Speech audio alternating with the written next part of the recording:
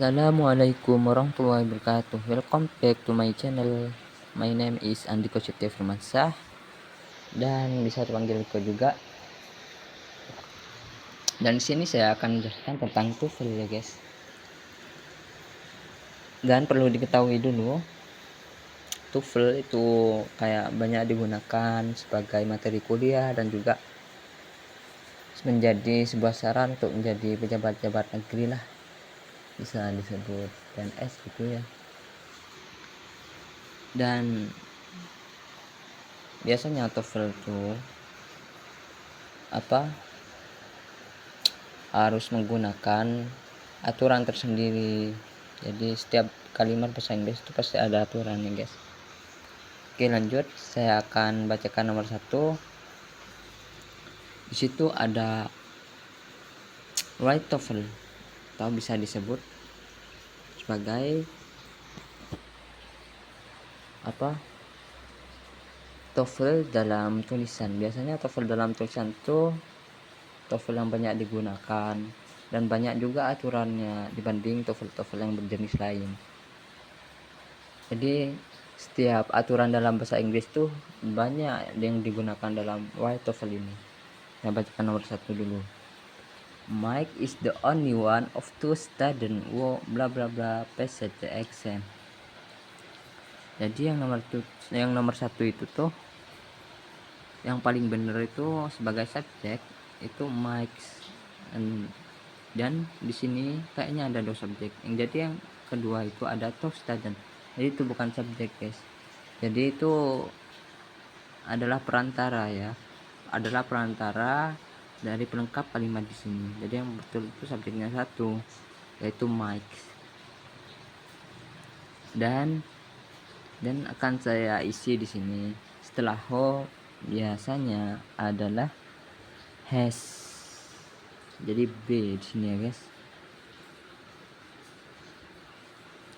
Setelah Mike itu pasti have, menggunakan subjek tunggal yaitu has.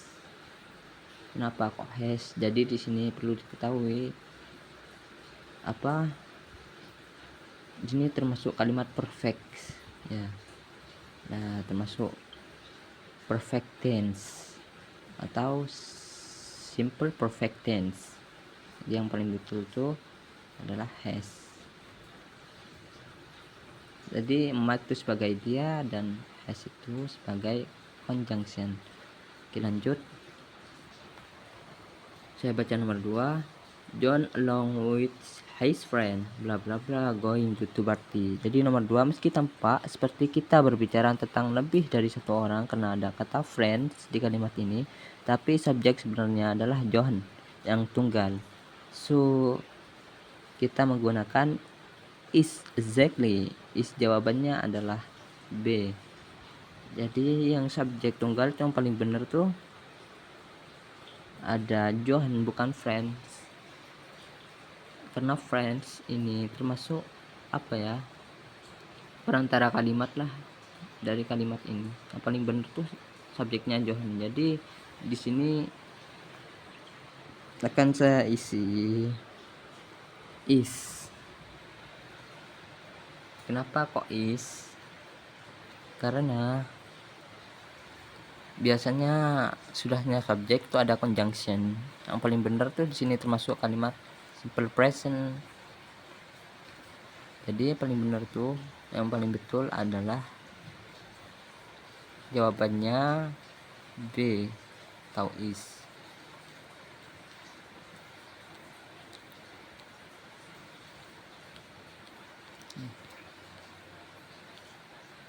Oke, lanjut. Saya bacakan nomor 3. Nomor 3 di sini ada si bla bla bla later when I came. Jadi yang nomor 3 tuh pada kalimat ini kita berbicara tentang 2 aksi yang terjadi ya. 2 aksi yang terjadi di masa lalu dan salah satunya berlangsung ketika aksi terjadi di lainnya. Jadi kalau misal masa lalu itu past. Jadi past ya. Di sini termasuk past tense. Yang paling benar tuh was writing. Jadi biasanya kalau misal penggunaan kata was itu sendiri ada he was, she was, dan it was.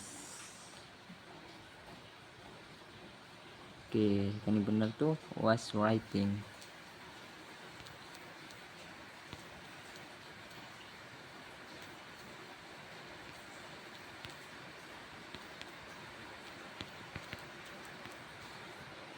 Oke, lanjut.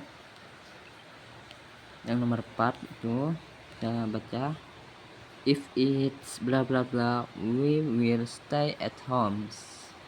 Yang biasanya nomor 4 tuh, kalimat ini adalah contoh conditional sentence tipe 1 yang digunakan untuk menyatakan sesuatu yang terjadi di masa depan.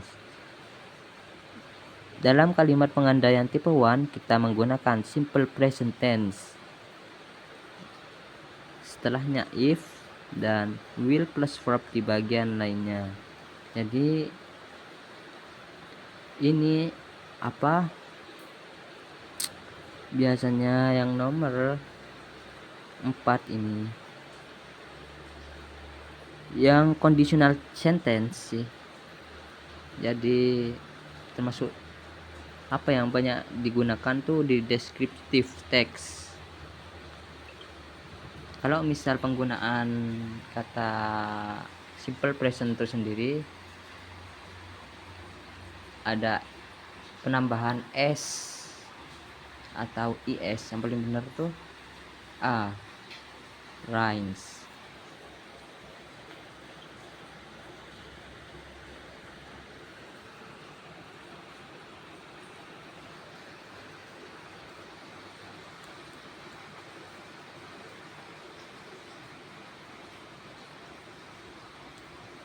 Ini sebenarnya conditional sentence ya guys. Jadi kalau misal kita menyebutnya rhyme itu kurang lengkap lah kalimatnya. Jadi kalau misal conditional sentence itu perlu kalimat yang lengkap. Jadi kalau misal penggunaan kalimat rhyme itu bisa ditambahkan s atau is lah kayak gitu. Jadi jawabannya itu a ya guys. Rhymes. Oke, lanjut nomor 5. Sekarang bagaimana dengan kalimat ini? They bla bla bla TV when the phone rings. Jadi yang nomor 5 ini kita berbicara dengan dua aksi di masa lalu dan salah satunya berlangsung ketika yang lainnya terjadi. Jadi kita menggunakan bentuk past continuous. Ya, jadi di sini kita harus menggunakan past continuous ya guys. Yang biasanya dalam day itu sendiri biasanya penggunaannya itu yang paling benar tuh were. Karena kenapa? Karena misal kayak they were, we were,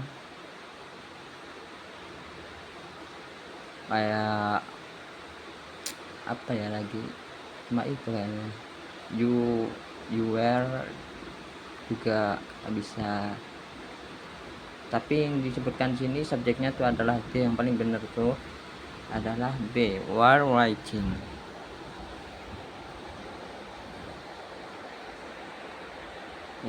Sini saya tulis B ya guys, were writing.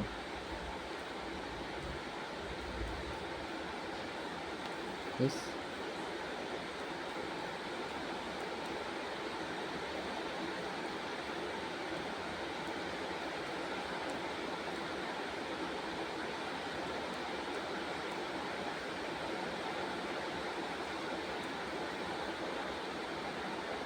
Oke, lanjut.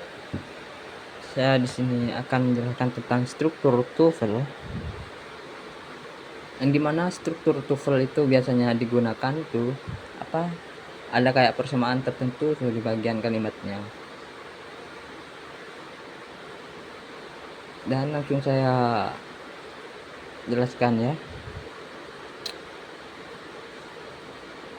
Nomor 6 itu, despite of bla bla bla, he managed to finish his homework on time. Itu yang nomor 6, kalimat ini membutuhkan kata benda non setelah despite of, kata yang tepat untuk mengisi bagian tersebut. Tuh, dalam artian persamaan kata despite of biasanya itu ada paling benar tuh tiredness.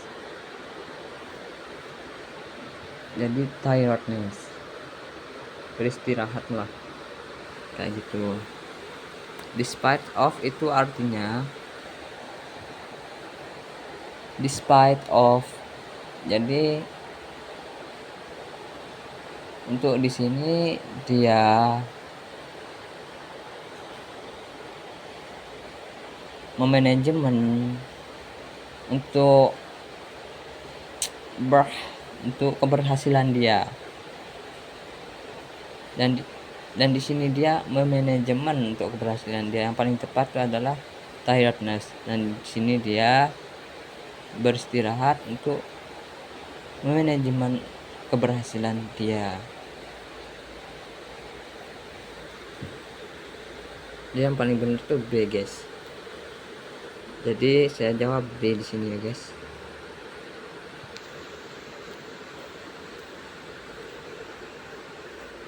Tiredness. Oke, lanjut.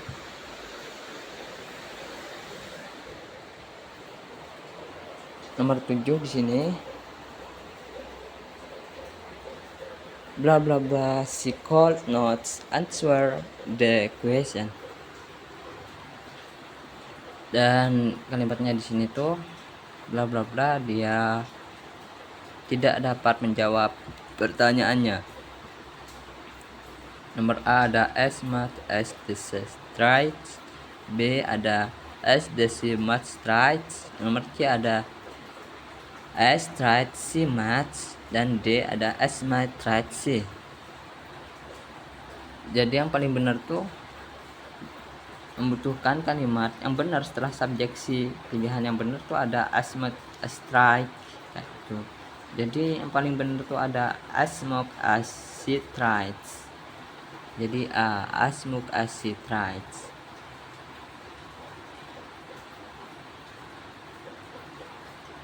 Ini membutuhkan struktur kalimat yang benar setelah subjek si ya, guys. Paling lengkap tuh as much as she tries.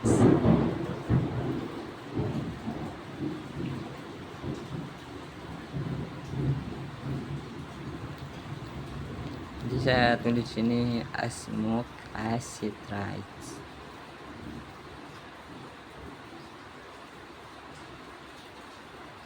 Dan dalam artian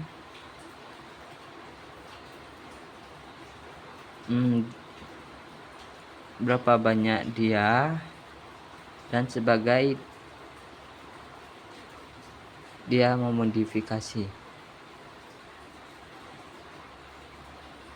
Seberapa banyak dia dan seberapa banyak dia memodifikasi kayak gitu. Dan jawabannya A yang paling lengkap dan paling jelas. Oke, di sini saya tulis A ya, guys. Oke, maaf kalau misal terpisah-pisah kayak gitu. Di sini saya nggak bisa edit lagi karena tulisan emang gini, guys.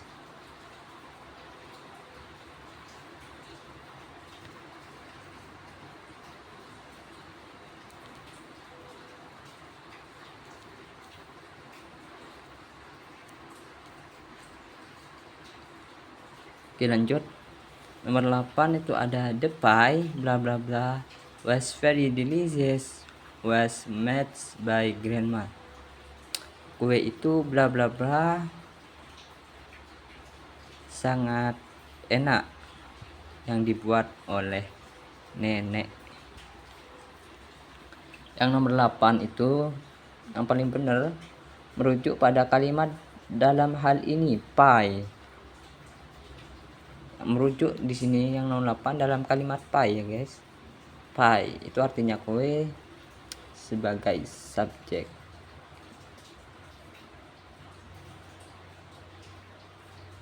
Sebagai objek ya, bukan subjek sih. The pie ini objek sih. Dan kata yang paling benar itu which. Jadi kalau misal objek ya, yang paling benar tuh which, bukan who, where, was. Yang paling benar tuh guys, which guys. Kalau misal kita subjek itu lain lagi pembahasannya gitu. Di sini saya tulis which.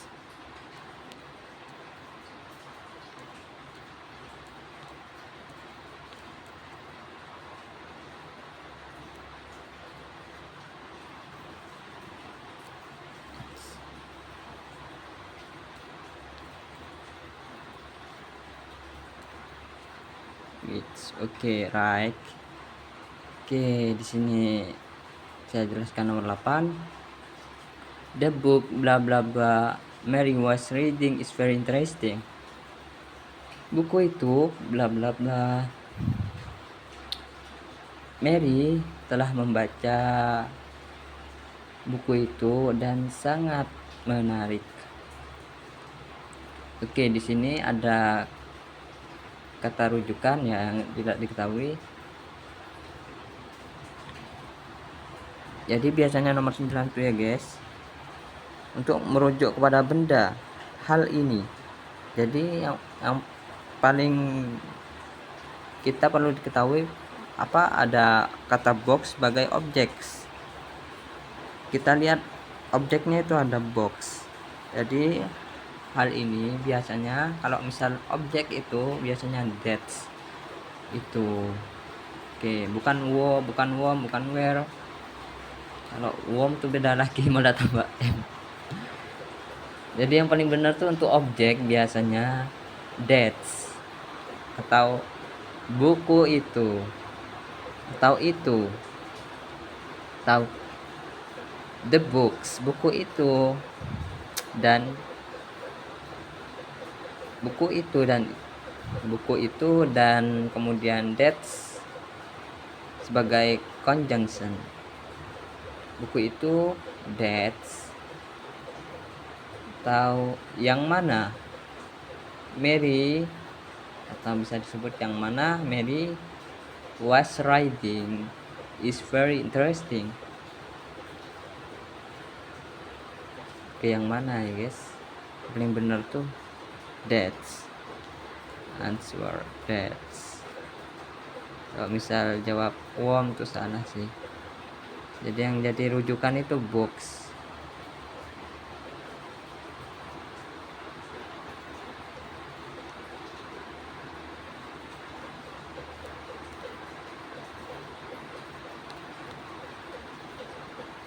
That's.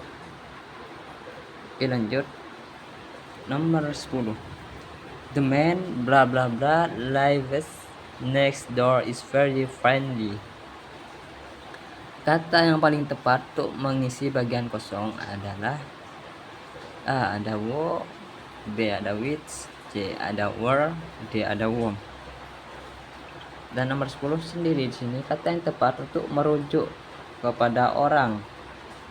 Hal ini the man sebagai rujukan. The man itu perlu diketahui itu adalah subjek the man atau perseorangan dalam kalimat. Biasanya kalau misal kata perseorangan dalam bahasa Inggris itu biasanya penggunaan kata yang tepat adalah wo. Wo guys. Biasanya yang benar tuh wo sih. Karena itu the man, seorang laki-laki, apalagi laki-laki ya. Kenapa?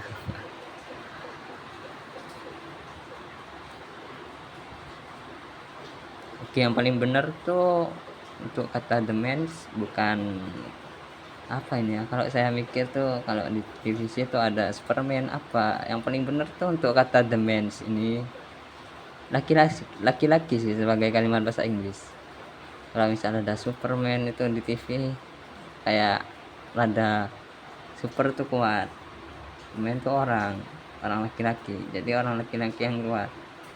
Kayaknya suka, kalau orang negeri itu suka mengandai-andai lah untuk sesuatu yang dibuatnya senang kan gitu. Jadi yang paling benar di sini tuh untuk kata perseorangan adalah wow. Untuk kata the mens, anak laki-laki itu. Oke, wow ya guys. Dan di sini answernya itu wow.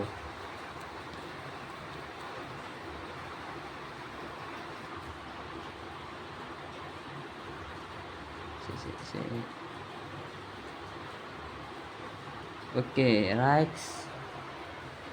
And udah habis ya guys. Jadi cukup sekian dulu ya penjelasan dari saya. Dan especially and thank us my listening in type like that.